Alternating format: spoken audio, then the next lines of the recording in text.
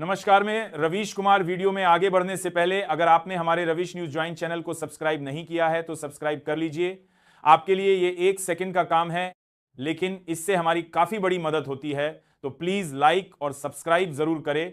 Comment में ये जरूर बताइए कि आप हमारी वीडियो किस देश और राज्य से देख रहे हो और आप देख रहे हैं वो वक्त जब सच बोलना गुनाह बना दिया गया है और सवाल पूछना एक साजिश मान लिया गया है। दोस्तों, क्या अब वो समय आ गया है जब इस देश की 5.25 करोड़ जनता के सामने वो सारे पर्दे हटने वाले हैं जिनके पीछे एक लंबा मौन बैठा है? क्या अब वो पन्ने खुलने जा रहे हैं जो अब तक बंद रखे गए थे सिर्फ इसलिए क्योंकि वहां कुछ राज थे? क्या पूरा मामला आइए इस वीडियो में समझाने की पूरी कोशिश करूंगा, लेकिन वीडियो में आगे बढ़ने से पहले वीडियो को एक लाइक जरूर से कर देना।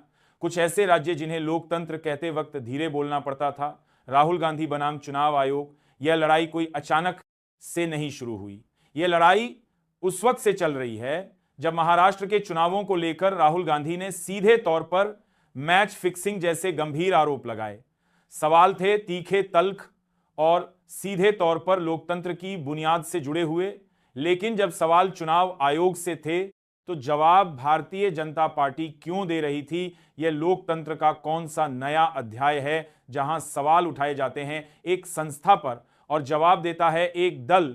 राहुल गांधी लगातार ट्वीट कर रहे थे, आरोप लग रहे थे कि चुनाव में धांधली हुई, वह पूछ रहे थे क्या वाकई यह लोकतंत्र है या सिर्फ एक चुनी हुई स्क्रिप्ट का अभिनय? लेकिन जवाब में क्या मिला? राहुल गांधी हार की बौखलाहट में है। ये शब्द नहीं है, ये रवैया है। ये वही रवैया है जो हर सवाल को अपमान समझता है, जो हर आलोचना को राष्ट्रद्रोह में बदल देता है। अब सवाल यह है, क्या हम सिर्फ दर्शक हैं इस तमाशे के या अब कोई फैसला भी लेना है? क्योंकि लोकतंत्र को कुर्सियों की नहीं सवालों की जरूरत होती है। जब चुनाव पर सवाल उठते हैं तो लोकतंत्र की नींव हिलती है। ये वही लोकतंत्र है जिसमें अगर कोई विपक्ष का नेता बोलता है तो सत्ता को खांसी आ जाती है। चुनाव आयोग ने राहुल गांधी को मीटिंग के लिए बुलाया है। जी हां, अब जब चुनाव पर मैच फिक्सिंग जैसे शब्द गूंजते हैं तो आयोग की दीवारों में भी हलचल होती है। राहुल गांधी ने एक लेख प्रकाशित करवाया था, एक ऐसा लेख कि जिसे केवल शब्दों से नहीं बल्कि अनुभव और आरोपों से लिखा गया था। उसमें उन्होंने खुलकर कहा, ये चुनाव नहीं, चुनाव चोरी है। ये कोई आरोप नहीं था, ये लोकतंत्र को लेकर एक सीधा, स्पष्ट और गंभीर संदेह था। उस लेख में 5 बिंदु थे, 5 स्टेप। राहुल गांधी ने यह समझाने की कोशिश की कि चुनाव कैसे एक स्क्रिप्टेड खेल बन चुका है। महाराष्ट्र का हवाला दिया गया और चेतावनी दी गई कि बिहार अगला टारगेट हो सकता है।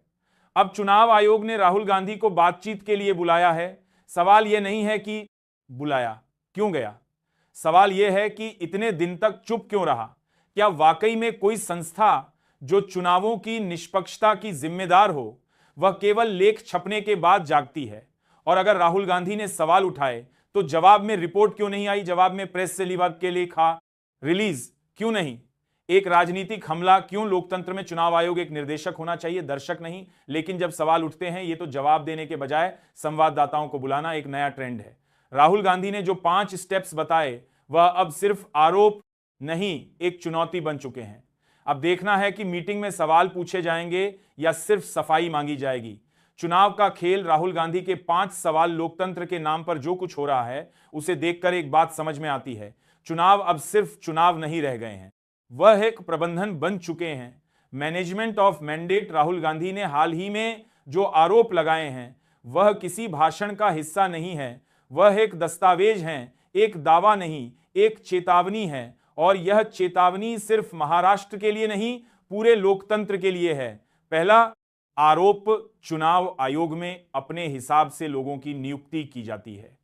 अब सवाल यह है, जब संस्थाएं ही किसी एक विचारधारा की गोद में बैठ जाएं तो निष्पक्षता की चादर कितनी भी सफेद क्यों ना हो, नीचे की सच्चाई झलक ही जाती है।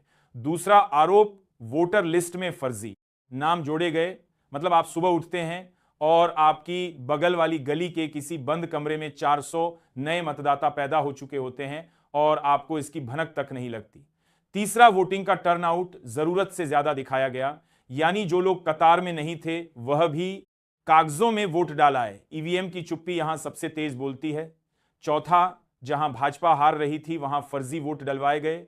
ये वही राजनीति है जहां हार स्वीकारना कमजोरी नहीं गुनाह बन गया है और जीत चाहे जैसी भी हो उसका महिमा मंडन जरूरी है। और पांचवा आरोप, सबूतों को जानबूझकर छुपाया गया। अब यह बात सिर्फ एक नेता की नहीं है, यह सवाल हर उस नागरिक का है जो लोकतंत्र में सिर्फ वोटर नहीं भागीदार बनना चाहता है। राहुल गांधी ने कहा, जो टीम धोखा देती है वो भले ही जीत जाए, लेकिन इससे संस्थाएं कमजोर होती हैं और जनता का भरोसा टूटता है। और यहीं पर सबसे बड़ा खतरा पैदा होता है, क्योंकि लोकतंत्र की इमारत सवालों से नहीं भरोसे से खड़ी होती है। अब फैसला जनता का है क्या? वह इन 5 सवालों को पढ़कर चुप रहेगी या फिर पूछेगी, इस मैच में असली खिलाड़ी कौन था और स्कोर कार्ड पहले से ही क्यों लिखा गया था? जब सवाल पूछना अपराध बन जाए, हम उस दौर में हैं जहां चुनाव अगर निष्पक्ष ना हो तो लोकतंत्र की आत्मा पर दाग लगता है, और जब उस दाग की तरफ कोई उंगली उठाता है तो पूरी सत्ता व्यवस्था उसे मिटाने पर जुट जाती है। राहुल गांधी ने सवाल पूछे, लेकिन वह सवाल सिर्फ आरोप नहीं थे, वह एक चेतावनी थी। चेतावनी उस लोकतंत्र के लिए जो अब भी उम्मीद करता है कि निर्वाचन आयोग एक निष्पक्ष संस्था है। उन्होंने कहा, अगर निष्पक्ष चुनाव नहीं होंगे तो जनता का भरोसा तंत्र से उठ जाएगा, और यही सबसे बड़ा डर है। जब संस्थाओं पर भरोसा उठता है तब सिर्फ सरकारें नहीं, मुल्क की जड़ें हिलने लगती हैं। इलेक्शन कमीशन ने इन आरोपों का जवाब दिया। जवाब में भावनाएं थी। उन्होंने कहा, यह सारे आरोप बेबुनियाद हैं, कोई धांधली नहीं हुई। उन्होंने तो यहां तक कहा कि महाराष्ट्र की मतदाता सूची पर सवाल उठाना कानून का अपमान है। लेकिन सवाल यह है, जब लोकतंत्र का सबसे बुनियादी आधार मतदान ही सवालों में घिर जाए, तब जवाब भावनाओं से नहीं तथ्यों से आने चाहिए।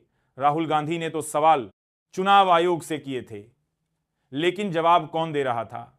भारतीय जनता पार्टी क्या? यह वही लोकतंत्र है जहां संस्था से सवाल पूछो और जवाब पार्टी दे क्या?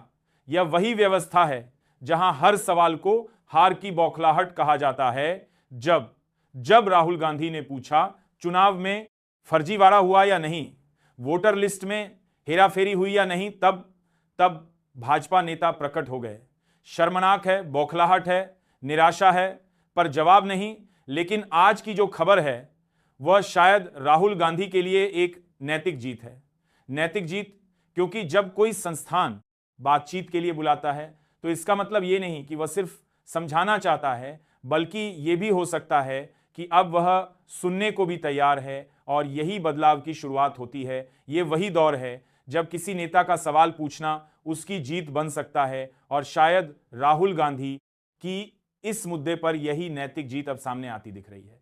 जो सवाल उन्होंने महाराष्ट्र चुनाव को लेकर उठाए, मैच फिक्सिंग, वोटर लिस्ट में हेराफेरी, टर्नआउट का खेल, अब चुनाव आयोग उसी मुद्दे पर उनसे बातचीत करने को तैयार हो गया है। अब मीटिंग होगी, चर्चा होगी, दोनों पक्षों से सबूत सामने रखे जाएंगे। और आप जानते हैं, जब सबूत टेबल पर रखे जाते हैं तो सिर्फ तर्क नहीं टकराते, कई ऐसे राज भी खुलते हैं जिन्हें अब तक दफना दिया गया था। क्या अब वह समय आ गया है जब मोदी जी और अमित शाह की उस रणनीति पर भी चर्चा होगी जो पर्दे के पीछे से चुनावी मशीन को चलाती रही? क्या अब इस देश की जनता देख पाएगी कि दूध में कितना पानी था और पानी में कितनी साजिश? राहुल गांधी ने एक और गंभीर सवाल उठाया था। 5:00 बजे के बाद की वोटिंग का फुटेज कहां है? पहले नियम था कि 1 साल तक चुनावी फोटो वीडियो रिकॉर्ड रखे जाते थे, लेकिन जैसे ही राहुल गांधी ने सवाल उठाया, नियम बदल दिया गया। अब सिर्फ 45 दिन तक स्टोर किया जाएगा। यह बदलाव क्यों किया गया? क्या इसलिए कि सवालों के जवाब ना देने पड़े, या इसलिए कि डाटा खत्म हो गया? नाम की तकनीकी चादर में सच को लपेटा जा सके। जब संस्थाएं जवाब नहीं देती तो उनका मौन सबसे तेज बोलता है।